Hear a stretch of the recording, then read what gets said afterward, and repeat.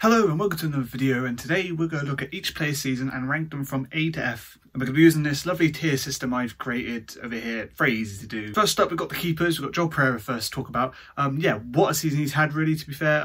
He's struggled to get started with Dave Burton being in favour of him.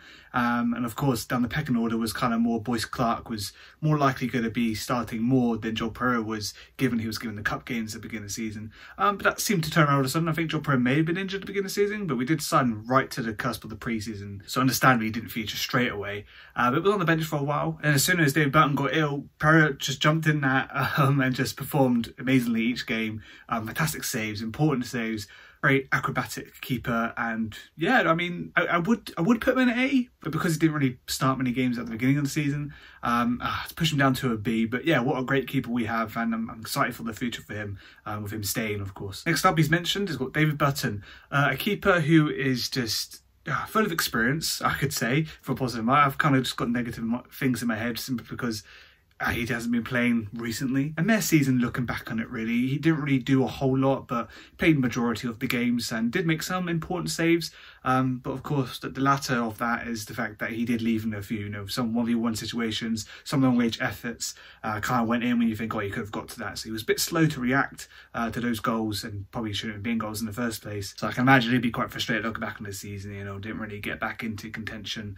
Was on the bench a few times near the end of the season, but Pereira was just too good for him. So for that, I'm going to put him in C. The final keeper to talk about is Boyce Clark, someone who didn't really feature for us this season, but had done a little bit during the cup games at the beginning of the season. So I have to talk about him. He did alright, he did okay. I think he would have liked to have made progress. I know it was only one game he featured for last season, the final game of the season in 22-23. And I don't know if he did alright or not. It's kind of hard to judge on one game. But for the 23-24 season, he did okay. I mean, the cup games, it was good practice for him, and he did well. It's just a shame that he didn't really get much league time. I don't think he got any at all, and for that means he had to obviously play for a lot under 23 football. Did alright during that. I've watched a few games of late, and he's done alright in goal, to be fair. Didn't have to do a whole lot, I think the whole youth set we have is pretty good across the board, so each player is very good. But from the perspective of Boyce Clark, I think looking at this season, he would think, okay, well, I managed to play a few games more than I did last season, so hopefully I could build on that in the future. It's always hard for keepers to try and get in on one on top of another, especially when they're all fit at the same time.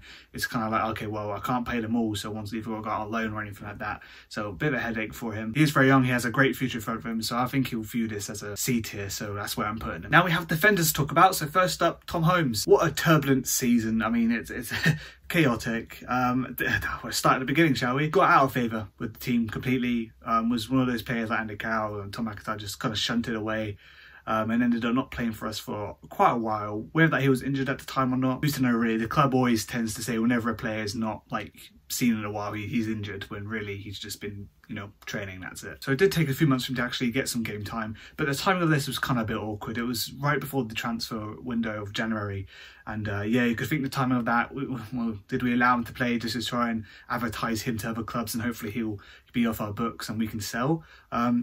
Maybe, because that's exactly what happened. However, he did go back on loan with us for the rest of the season, and we thought, oh, okay, well, clearly he want game time because that's what Luton want for him, keep playing, consistently and everything, and then come back to us and we can just play you. However, that wasn't the case. I think he played maybe 1 or 2 or 3 games and got injured. I mean, that was really all the injury. And yeah, just sidelined for the rest of the season, and even when he was back fit, unfortunately he didn't get that game time. But luckily enough, I guess the final game came off the bench. I thought he would start that, frankly, but when it came off the bench, was able to say goodbye to the fans and everything. So overall, I think he'll be very disappointed. The fact to hardly feature for the club, even when fit, wasn't picked, didn't even feature for the bench mostly. So you'll be quite disappointed with this season. So for that, I'm going to put him in D tier. Just not enough game time for him to really impact us as a club or anything. Just struggled to really get going, unfortunately. All right, Tyler Bindon. Oh god, but wow, I mean, this player has just impressed and just surprised me, and surprised many others, I imagine. Surprised himself, I'd say. What, he's probably 18 going on 19 this season, was crazy. Almost started every game for us and just never looked out of place.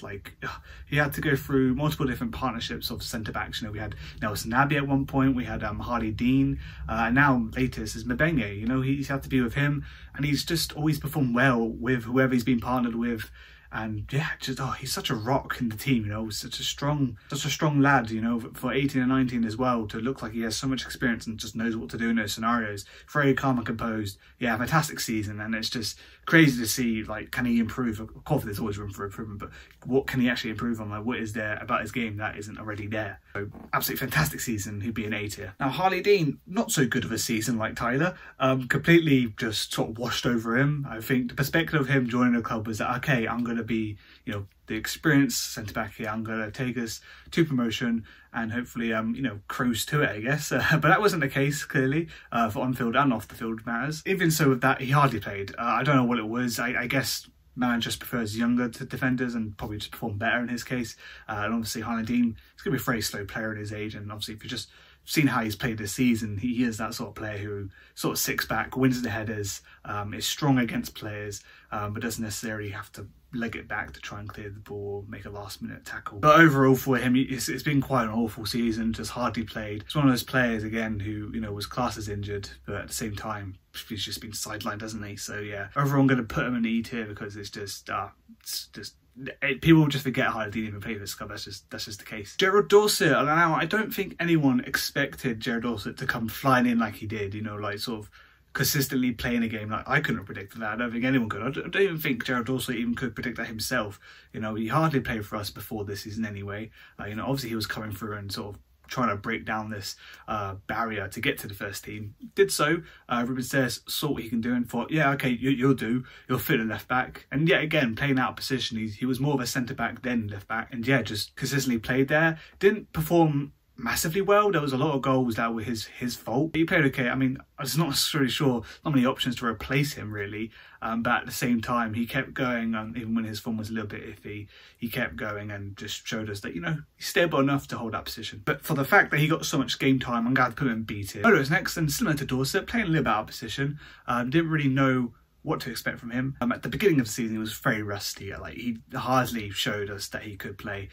He was coming off the bench and just, it was this whole left back problem we had. We had 3 different left backs at the same time, trying to, you know, figure out who was the better one, like who should start, who should not. Just constantly going back and forth with that, and just, yeah, just absolutely terrible start to the season for him. But he grew into it, you know, he grew into the games as they came, week in, week out. There's not a whole much to mention apart from that. He just kind of improved a bit, had a pretty good end to the season, and that's pretty much it really. He didn't really add a whole lot to the team, but yeah, I guess it'd be a D tier for him. Matty Carson, yeah, a season to be, I guess, thankful for in his eyes. He's kind of came out of nowhere in a way. There was no like progression, like, oh, he's been out on loan or anything like that. He just came straight from the under-23s and just sort of trying to fill in his left back problem, like I mentioned earlier.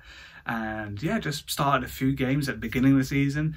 Unfortunately got out of favour once it had gone past like Christmas. Just completely just didn't see him ever again. He was always stuck in under-23s. But he played it right. His attacking was very good. It was just his defending was just so poor. I just, whether it's just a lack of experience, which is probably what it was, he just never really seemed to improve in that aspect of things, or seemed to do well enough in League One standard.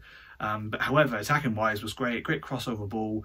Yeah, just, I guess it was Guinness Walker was just the comparison there, I guess, going forward. Both very good at that. But for the decent exposure, I guess, to League One football for himself, you know, first team stuff, he would have to give it a C tier, because obviously kind of just being thrown in there out of nowhere. There was, I guess, there was no like preparations to be like, oh, here's a little trickle of cup games, and then you're in it. No, you're in league games and cup games, so, you know, C tier game time. Moving on to Amadou Mbenge, and yeah, our cheerleader for the club. I mean, such a fan favourite. I mean, he's always dancing and everything like that, but we're here to talk about this season overall, not the celebrations. A phenomenal season, just like Binden's. Yeah, just completely, as soon as he got the opportunity to play in centre back, was just outstanding. You couldn't drop him, you couldn't even sub him off the game, you just wouldn't risk it. Great on the ball, just he's a great pacey player, strong. You know, it's just, yeah, there's across all the boys, he's a very good player. You can't really fault him. He did very well tracking back, always put his body on the line and everything. It's great to see. I think he's improved from the 22-23 season and all. And for being so consistent, you have to put him in A tier. He's just nowhere else to put him. He just higher if you could. Andy Eindom is next, and yeah, a bit of a frustrating season, being injured on the latter half of the season. You know, being the club captain is a lot on your shoulders really, to make sure that, you know, we stay up as a club, I guess.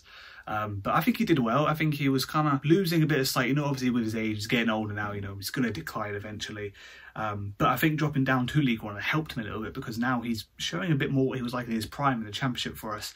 And yeah, just throw his body on the line, just, you know, was fast enough to keep up with these attackers and everything, and just always put in a good performance. Always was very good at tackling and just keeping everything together. So and I think I'll be happy overall with how he played this season despite the injuries. So I'm going to put Yidam in C tier. Last defender, Kelvin Abrifa. Amazing season for him. You know, I know it's such a small little part of the season he featured in, but to be able to just come in after, I guess, uncertainty for himself, you know, played 1 or 2 games for the 22-23 season, but for this season that's just gone. He's done amazing, you know. He's come in for Yandom when he was injured, started more games than I think you would imagine, so come off the bench, never put a foot wrong, you know. That's great improvements for him, you know, like getting that exposure in game time. Fantastic. I sound very biased here. I do really like him. I think he's a great player, and hopefully he will start for us next season when Idom's obviously not playing as much. I think he's had a great season, but not quite A tier. I think it'll be pretty extreme to go, oh yeah, you had a few games, A tier. No, I think you get B tier. So you've got to think of the player's perspective as well, you know, get into their team, get a bit more of a foot in, especially on the latter half of the season. You're in the fresh minds for pre-seasons from the following season, so you're gonna really benefit from playing well at the end of the season. Really. Charlie Savage, the first midfielder we'll talk about, and yeah, I mean, a lot riding on his shoulders, a lot of expectations. You know, obviously having the surname Savage and coming from Man United, it's kind of the expectation there for you to immediately impress, immediately get started, maybe even score a few goals. And to be quite frank, he kind of did that, you know. He kind of showed, yeah, I am here, I can play against men football. It's just the perspective now I'm thinking of. He would have loved to start every game. Didn't quite do that. It was kind of coming off the bench here and there as well. But it was consistent enough to always be in the run for the games. You know, heroic, he was always bench or starting. So for that consistently, you have to rate it. I think obviously he would have loved to start a bit more, and I think he could have a bit more impact in the games. I think sometimes he went a little bit quiet. But no, whenever he came off the bench, he kind of improved the game. Always scored a couple as well coming off the bench. Just changed things up, and it's a bit annoying thing. He's a bit more impactful coming off the bench than he is starting a game, so that's frustrating for him. So for that, I'm giving him a B tier, not quite an A tier, because it's very hard to impress in your first season, sort of with, you know, a permanent club again. Next we are Sam Hutchinson. Yeah, this player is, I guess, a bit controversial. It's not fun to talk about him. It's kind of like he's kind of a liability with the club. You know, whenever he did play on the field, it was like, okay, when's the red going to come? And then when he's off the field, he made those comments in the post-match that kind of just wasn't very good, I guess, to the other players. And ever since then, just got dropped and never saw him again. Classed as an injury, but at the same time, was it an injury or was it just sidelined and let go at the end of the... So yeah, a terrible season for him. Played a few games at the beginning, but just completely rattled it for himself. Yeah, F tier, mate. Michael Craig got a fantastic breakthrough season for him. Starting again, like Savage, you know, coming off the bench and at the same time starting. Just, yeah, what could you ask for with coming down to 23s into the first team? This amount of exposure and game time is invaluable, really. It's great. You wouldn't judge him harshly if he did anything too wrong, but at the same time, he didn't do anything too wrong. He always did things all right. Put a tackle in there, always the willingness to win the ball back and keep it and everything and push the ball forward. It's great to see. It's all positives there from him, so the only way I can rate it is an A tier for him. Next, we have Ben Elliott. A hard one to judge, really, because most of his game time came off the bench for like 10-15 minutes, and even when he did start, he'd always be like the first player to come off. Yeah, just struggled to really get into the games, didn't he? I think he was most impactful when he came off the bench, and that's obviously a bit annoying as a player because you want to start your games. I think he would say he's got to be better, but again, he's a young player, so it's hard to really put that a lot of pressure on someone like that. You'll just improve in time, just simple as. But not a terrible season, you know. It's game time at the end of the day. He's got some in his belt. So for that, I'll put him in D tier. Just close to C. Kind of just cruised through the season, but at the same time, didn't really, you know, do enough to achieve that. Lewis Wing, the player of the season. If that doesn't just speak for itself, I don't know what will. But clearly the stats, the goals he scored, I mean, his passing is fantastic. I mean, he's a set-piece merchant, you know. It's just one of those things, that player... You just put him in a team no matter what, like, no excuse. If you have to drop probably Sam Smith or Harvey Nims or everything, you put him Lewis Wing there. You know, you find any excuse to put him in there because you just most likely will win your games. And he scores these cracking goals, man. They're almost near the halfway line at some points. And on a personal note for him, he's I think he's topped his goal scoring record for one season. So he's improving consistently, and especially at the age he is, that's impressive. Definitely have to put him at A tier. Not just the fact that he's player of the season, but for his own personal stats. Harvey Nims is next in third place in the player of the season. He's always been that player. He's been the right place at the right time whenever it came into the box. Yeah, kind of tap-ins, but was there to score a few goals for us, and that's obviously going to push you up a few tiers. He's also a fan favourite for a reason. He works tirelessly off the ball, but the negative fact is the fact he's not really on the ball much in the whole season when you think about it. The most times I could think about watching him play was a lot of running around and not really picking up the ball, and to be quite frank, at some point you would forget he's even playing. But I don't think that's necessarily his fault. I think it's just mainly down to how the game's played, and you know, just you aren't going to receive the ball if you're higher up the field, because we're obviously, if you look at our position, we finished 17th, so that doesn't speak for itself in that regards. Then you can see the reasons why I would think Ivan Ibs really get much on the ball, but off the ball, absolutely great. You know, won the ball back multiple times for us as well, and started counter attack, good passing here and there. Just not enough for me to get an A tier. It's a B tier for me. He's in B. Let's move over to our forward players. We've got Paul Macari first. A player you thought, you know, at the beginning of the season, you thought, oh, wow, okay, this is the winger we needed for the season. You know, we need someone who's going to score those goals and make players look silly. Unfortunately, did that really in the cup games earlier. You know, was it called the Pizza Cup, or was no, it's changed now. It's the Bristol Street Motors Cup. I think that's right. It's changing all the time. I don't really. But he did well in those games, and yeah, you'd think from that he'd be able to translate that onto league. Did a few times, of course. He did score a goal here and there in the league throughout the whole season. It was kind of just gradual decline, really. It was just one of those things where you'll play but not good enough and get subbed off, eventually come on, and eventually just be on the bench and don't come on. And that's kind of his season in a nutshell, really. It's just played a lot at the beginning, and then slowly less got less game time. Obviously, you're not going to show anything that's going to put you in a really high tier, so unfortunately I had to put him in D tier. I think his perspective is football too, but like, I would have loved to play more. Fimi Aziz is next, and yeah, kind of the opposite to Macari. Was kind of an increase in his game time and started off very poor for us. I mean, he played every game pretty much, which was just great to see. I think it's the faith that Ribas says had in him, the manager. And obviously as fans, we kept going for him. I mean, mainly because he is part of our youth. We have a bit of a soft spot for our youth. As soon as he scored his first goal, it was pretty much a 7-8 performance for every game since then. And obviously carried on scoring goals too. For that reason, I put him in B tier, not A tier, simply because the fact that he had quite such a poor start to get things going. Sam Smith, the homecoming he wished for, I'd say. Yeah, scored loads of goals for us. Just unfortunately, the start, you know, got a bit of an injury in pre-season. So didn't feature for like a few months, it was, wasn't it? He kept putting the balls back in the net consistently for us, you know, whether it was the space of 1 week or two, kept scoring. But also there should have been a lot of goals he should have scored, you know, a lot of chances. He was in like 1v1s and such, and completely just didn't take it or missed, you know. And also a bit like Ivan Ibs can go missing in some games, so for that it would be a B tier. Our final player I'm going to talk about is Kelvin Bisherman. Yeah, I nailed that, didn't I? This was a season for him to prove himself, I guess, you know, from last season. Dribbled in a few appearances here and there, but this season was the one to really go for. A bit thankful, I guess, for the fact that Sam Smith was injured. He got a lot of game time early on, especially in that striker role, and just, yeah, put the ball back in net multiple times for us. Played very well. He did go a bit of times without a goal, but at the same time, you can't be too harsh. A youngster coming through like him, yeah, you just got to believe it will work out, and it did. And even when Sam Smith came back, he still found his way to secure the left wing position and consistently play games there. And yeah, Bisherman scored like 10 or so goals for us this season, and I think that's just great going for a first season. For a first full season, you know, in League One, you're quite tough and physical, and yeah, for a youngster, him to come through and do that, it's impressive. So it's going to be an A tier for me. Right then, that was my ratings for every player's season. Bit of a long video, but if you enjoyed, hit the like button, and I'll see you guys next time.